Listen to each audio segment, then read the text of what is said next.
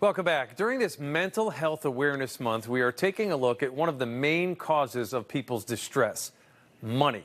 In a recent survey from Bankrate.com, they found 47% of people say money has a negative impact on their mental health. It causes anxiety, loss of sleep, or even depression. And money beats other top worries too: one's own health concerns and current events. Below those are the health of family and friends and relationships with family or friends. Inflation is really driving this trend. People are worried about the here and now.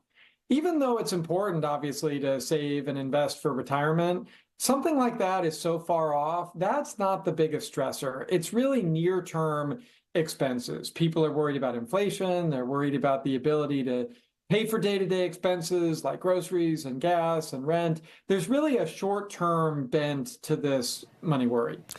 So that is Ted Rossman. He's a senior analyst at Bankrate. He says he's actually surprised that being in debt didn't rank higher among people's top money concerns. Of the people whose mental health negatively affected by money, only 47% said being in debt was their biggest concern. It ranked far lower than inflation. That was 65%, paying for everyday expenses at 59%, and not having enough emergency savings was at 56%. And below all of that was the concern over having a stable source of income, which was a top concern for only 33% of those surveyed.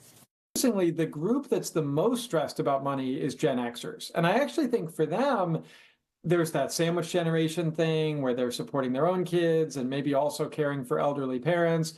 But for them, they're starting to see the finish line of their careers. Like the oldest Gen Xers are approaching 60. And I think for those people, they may be starting to see retirement getting closer and not really like what they're seeing. But especially for younger adults, Gen Xers are more worried than millennials, who are more worried than Gen Zers. And when it comes to men and women, the survey found women worry a little bit more about money than men do.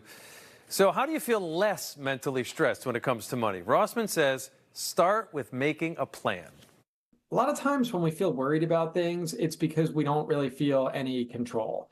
Take back some of that control by putting a plan together. And the specific tactics will vary depending on what the issue is. If it's credit card debt, maybe you get a 0% balance transfer card and pause that interest clock for up to 21 months. Or if it's not having enough savings or investments, maybe it's really about being systematic about carving out money from every paycheck.